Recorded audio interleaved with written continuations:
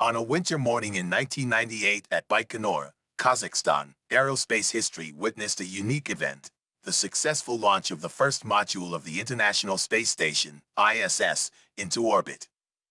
This event marked the beginning of a new chapter in one of the most ambitious and costly space engineering projects in history.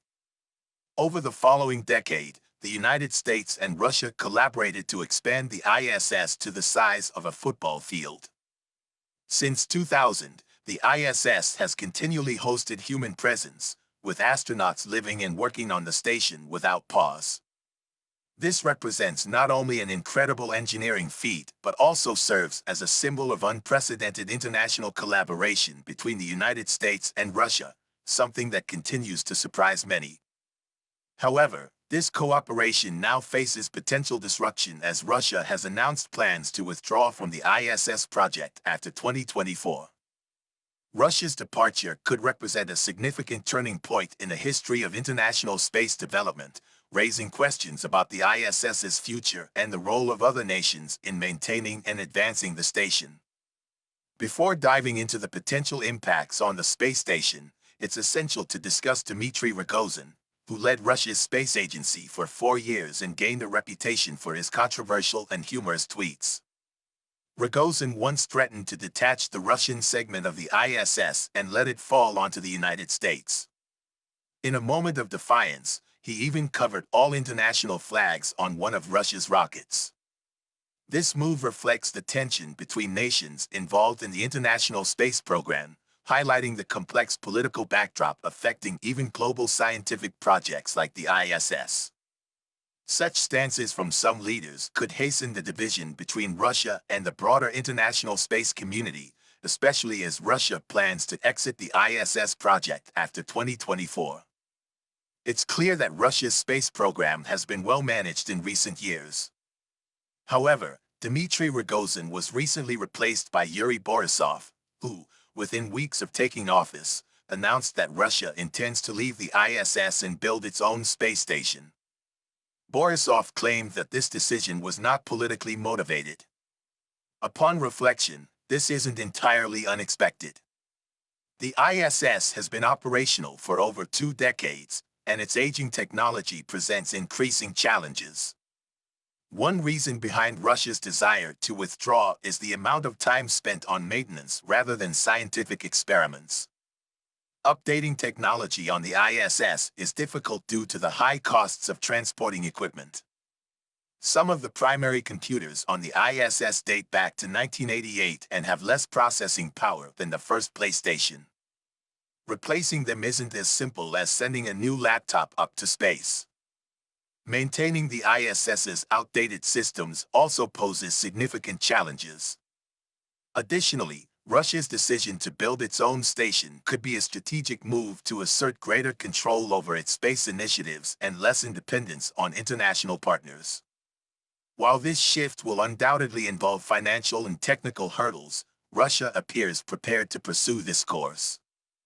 For a computer component to function well in space, it must be radiation-hardened.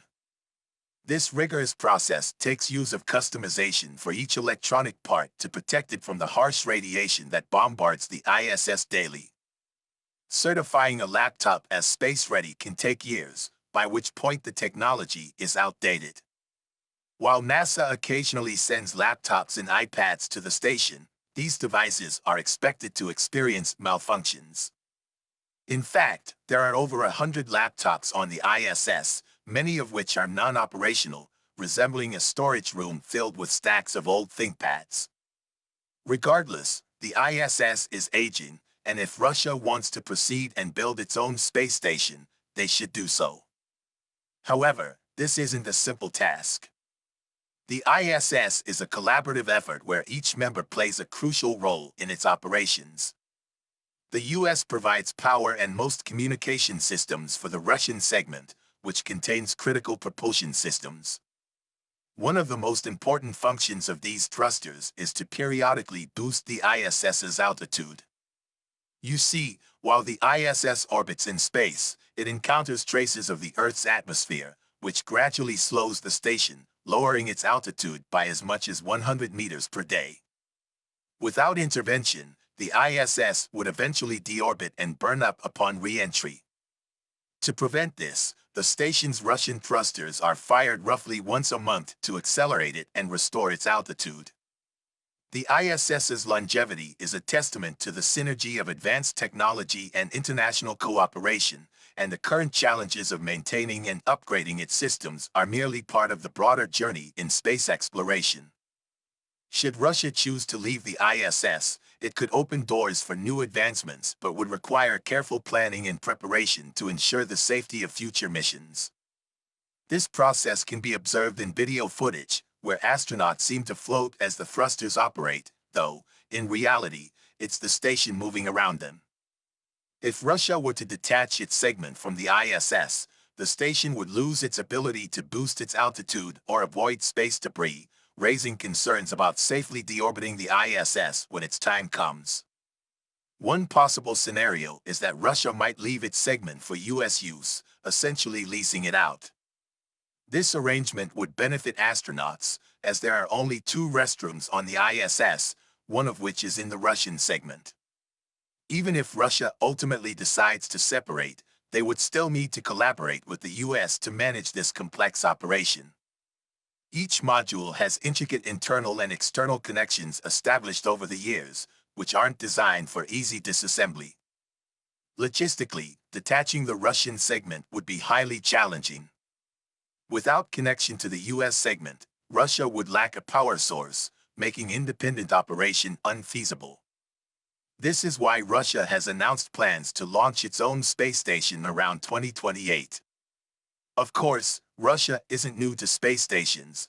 They built most of the early space stations. However, given the current state of Russia's space program, deploying a fully operational new station by then could prove difficult. Regardless, their plans are ambitious. The new station, named Ross, is designed to operate autonomously with minimal human involvement. The plan is to operate the station primarily without a permanent crew, with astronauts visiting only for a few months at a time to conduct experiments and perform maintenance. The station will feature automated robots to handle external maintenance tasks. Overall, this station is expected to surpass the ISS in design, at least in terms of efficiency, cost-effectiveness, and maintenance ease. Should Russia succeed, we would see 3 separate space stations orbiting Earth. Whatever your perspective on the situation, that's remarkable. With ambitious plans from NASA and SpaceX, we may eventually see space stations orbiting the Moon and Mars. However, there's a good chance Russia's threat to leave the ISS may just be a negotiating tactic. Engineers on the ground are committed to continued cooperation with NASA and international partners beyond 2024. Thus, while the ISS is approaching the end of its lifespan, we hope it will continue pushing the boundaries of science and expanding our understanding of Earth and the cosmos. If you have additional insights on this topic to help us enhance future videos, please share in the comments below.